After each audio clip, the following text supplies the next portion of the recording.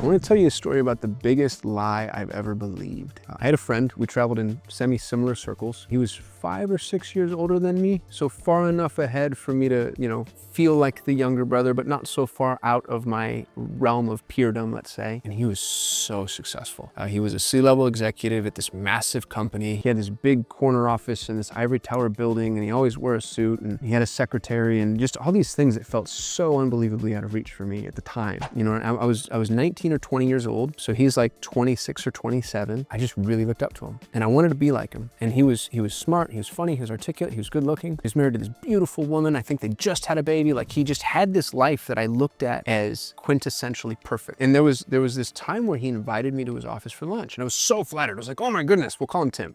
Tim wants me to go to his office for lunch. I'm trying to play it casual, but I'm really excited, and I have no idea what the agenda is either. I just remember thinking like, oh, maybe he just wants to be my friend. So I show up to his office, and he sits me down, and his office it was big, it was long. So he's got like, the desk set up that you would need, of course, and then he has like this kind of separate conference room type area. And then there's this whole wall that was nothing but one massive whiteboard. And the entire office is impeccably clean, except the whiteboard.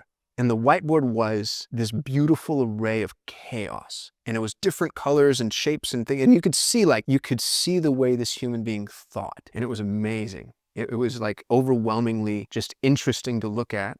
And it was cool because I actually ended up being privy to how that sausage was made. So I go to his office, his secretary bring us lunch, which was already kind of cool. Like, what a power play. We're sitting there eating, the deli sandwiches from downstairs. He starts in on me immediately. And he starts telling me how he's worried about me. He doesn't want to see me go down the wrong path or throw my future away. He stands up and he picks up the markers from the tray of the whiteboard, and he starts to draw. And he's using different colors, and he's drawing everything out in shapes and sizes. And he's basically telling me about college. I dropped out of college a year before. I had no intention of going back. It was a soul-sucking experience for me. I hated every minute of it, and I just wasn't college material, or college wasn't Kasim material, depending on how you want to look at it. And this was a guy who he'd gone the other way. He was Ivy League educated, top of his class in high school and in college, had a master's degree in whatever it was he had a master's degree in, and he saw my future for me. He started to map out these conditional branches, like if I do and if I don't, and if I don't and pursue, or if I don't and I relent, or if I do and he's doing it in a way that I can't even begin to describe to you. He was like a magician with this whiteboard. He drew in no uncertain terms.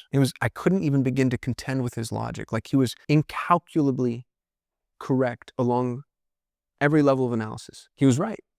I was going to be a failure. I could not achieve success unless I traveled this path that he was showing me. Now, he did this with best intentions. He did it with a smile on his face. He did it, I think he really cared about me and my future. And it was the most depressing thing I've ever experienced, because what he didn't realize is college wasn't an option for me. And it's hard for me to even put into words why. I knew I wouldn't survive. It felt like a meat grinder. And so I left his office dejected. And my bubble had been burst, and I just felt like I was going to be a perpetual failure. He'd proved it. He proved it like a mathematician proving a thesis, and I had no rebuttal. I think obviously he was trying to encourage me to go to college. What he didn't realize is that wasn't an option. And so effectively what this man was saying, this wildly successful human being who I really wanted to be like, what he was saying was, you're going to be a failure, and just wait and see. And I left his office accepting that. I believed what he said. I believed that there was no real path forward for me outside of just rolling the dice as an entrepreneur, trying to figure it out as a filmmaker, do whatever it was that I was going to do. And what was interesting about it, the thing that he got wrong in his whiteboard, in the schematic that he drew for me, was the goal. And I didn't know that until years and years and years later. He was defining success on his terms. Success for him was ivory tower office building, corner office, secretary, wearing a suit every single day, having these really high-level conversations with high-powered people in this corporate environment. It was like the epitome of the 9 to 5. It was the best 9 to 5 a human could have. It was 9 to 5. I wear sweatpants and a t-shirt every day of my life. I don't cut my hair if I don't want to. I haven't shaved today. That's success for me. It wouldn't be success for him. For him, regardless of the money made, the way that he defined success is just different. It was just different. It wasn't bad. He had a great comp package. He had, amazing healthcare, I imagine. He had, 401k match and a bunch of PTO. I'm an employer. I get to decide. I get to make the decisions. I get to build. I get to be creative. It was two very, very, very different goals, very different end results, very different targets. I was so young, I didn't allow myself to see that. I thought success was a unified end result. And I was listening to this very successful man tell me how and why I was going to be a failure. And it was horribly depressing. And here's the thing that was interesting and it came full circle. That business that he was an executive of went under. It was one of the largest bank failures in US history. And when it went under, I was privy to the fallout because we traveled in a similar circle. And the thing that was interesting for me was the frantic level of desperation I saw in him to go get another job. When he was at the top of this amazing organization, he was royalty. He was aristocracy.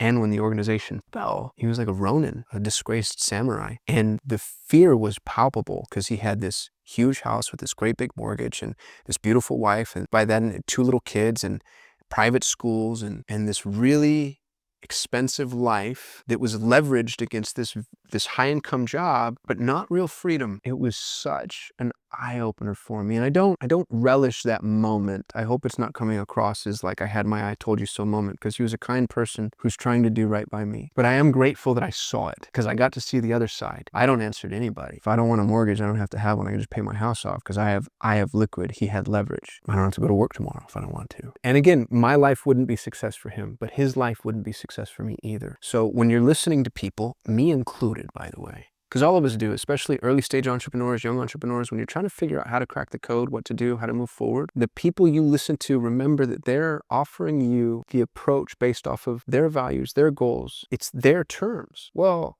make sure you agree with their terms before you take their advice. Make sure that the way they're defining success is the way that you'd want to define success. It's like taking a map from somebody and following a map without first confirming that you both agree on the desired destination. And if that feels like an exaggeration, I don't think it is at all. When you take advice from somebody, you're following their map, make sure that it leads where you want to go. And if you haven't done this, define your buy box. Right now, this instant, sit down and write. This is what I want. I want liquidity. I want freedom. I want freedom of location and time. I want to work with people that I like. I want to make an impact.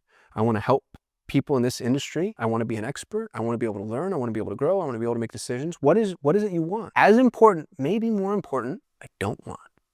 Right? I don't want to wear a suit. God in heaven. I tried that for a year. I went to Men's Warehouse. I spent a bunch of money on a bunch of cheap suits. I wear a suit and tie every single day because I was so afraid people were going to see through the fact that I knew nothing. So I thought I could hide it. And it was me. It was stuffy, and I always hated sitting down because I would crease my suits and have to get them dry cleaned. And that was a whole process. It was horrible. I don't want to wear a suit. I don't want to work with people that are going to judge me based off of the way that I dress. I don't want to have to work from the same location every single day. I don't want to have a leash chained to my belt loop in order to go to work or open a door. I see those people, like you go wherever, you go to a restaurant that's close to an office building and you see those people sitting down and they're watching their clock because they have 45 minutes to eat, and then they're literally leashed. And I'm like, I don't care what you pay me. I do not want that. That feels soul sucking to me. I know what I want. I know what I don't want. And now what's really interesting, when you know what you want and you know what you don't want, and you've put it in,